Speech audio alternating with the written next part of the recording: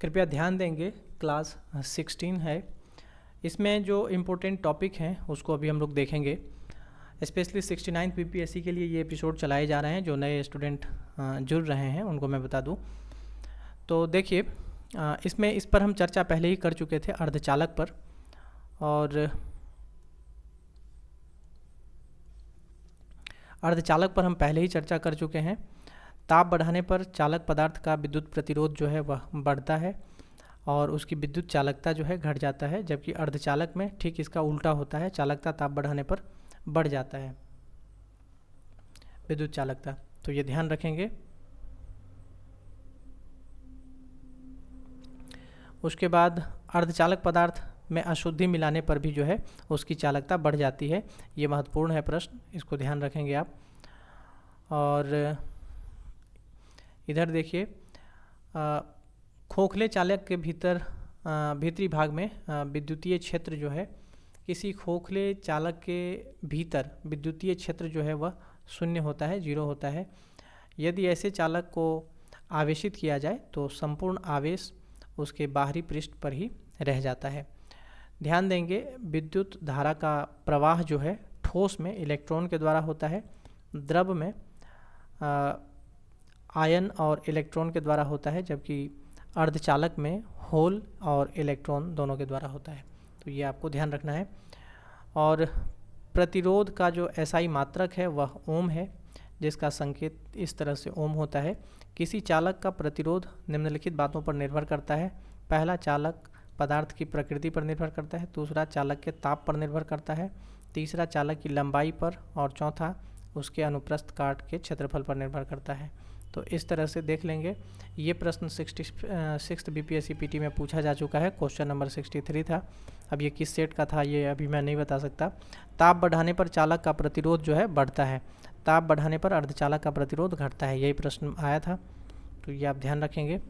उसके बाद नेक्स्ट है सीरीज़ कॉम्बिनेशन और पैरेलल कॉम्बिनेशन। तो ये दोनों ध्यान रखना है, ये कई बार प्रश्न पूछे जाते हैं। यदि प्रतिरोध को इस प्रकार जोड़ा जाए कि प्रतिरोधों में समान धारा प्रवाहित हो तथा भिन्न भिन्न प्रतिरोधों के बीच भिन्न भिन्न विभवांतर हो, तो यह प्रतिरोध का श्रेणी क्रम संयोजन होता है। ध्यान देंगे, अधिकतम प्रतिरोध प्राप्त करने के लिए जो है प्रतिरोध को श्रेणी क्रम में जोड़ा जाता है, इसमें इस तरह से जोड़ा जाता है। जबकि समानांतर या समांतर क्रम संयोजन जो है, पैरेलल कॉम्बिनेशन जो है, उसमें न्यूनतम प्रतिरोध प्राप्त करने के लिए इस तरह से उसका संयोजन किया जाता है और इसमें इस तरह से रेसिप्रोकल हो जाता है। फ्लेमिंग के राइट हैंड रूल जो है उसको ध्यान देंगे। इसमें तर्जनी धारा की दिशा को, बीच वाली जो उंगली होती है वह सुई की विक्षेपित दिशा को, और अंगूठा जो है वह चुंबकीय बल की दिशा को बताता है। तो ये ध्यान रखेंगे, स्टेटमेंट इस तरह से आ सकता है। आमीटर और वोल्टमीटर और विद्युत चुंबकीय प्रेरण, ये तीनों बहुत महत्वपूर्ण है। आमीटर से प्रश्न न जाने बीपीएससी कई बार पूछ चुकी है। विद्युत धारा का मान एम्पियर में ज्ञात किया जाता है। आदर्श आमीटर जो होता है उसका प्रतिरोध शून्य होता है। आमीटर को विद्युत परिपथ में जो है श्रेणी क्रम में इस तरह से अभी जो हमने बताया ये लगाया जाता है।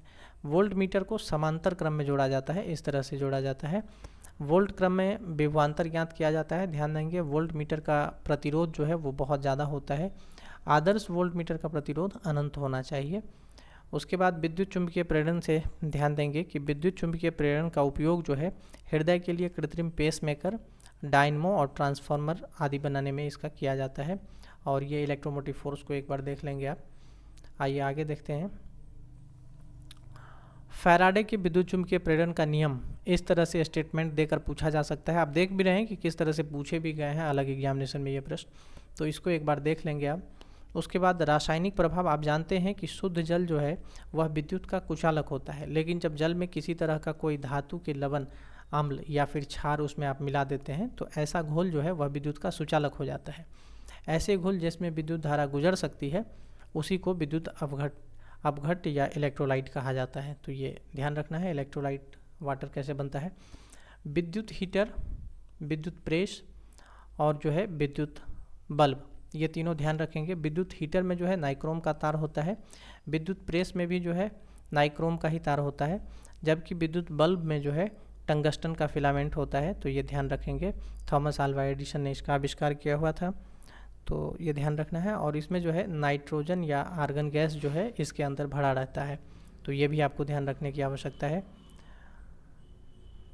ये यहीं पे समाप्त होता है। तो जितने भी important topic 69th BPSC pre के लिए हम देख रहे हैं वो आपके लिए लाया जा रहा है, तो इसको आप बहुत अच्छे से कीजिए। और जहाँ कहीं लगता है कि इसमें कहीं और सुधार की गुंजाइश है तो कॉपी पेन लीजिए और उसको नोट कीजिए। बहुत बहुत धन्यवाद।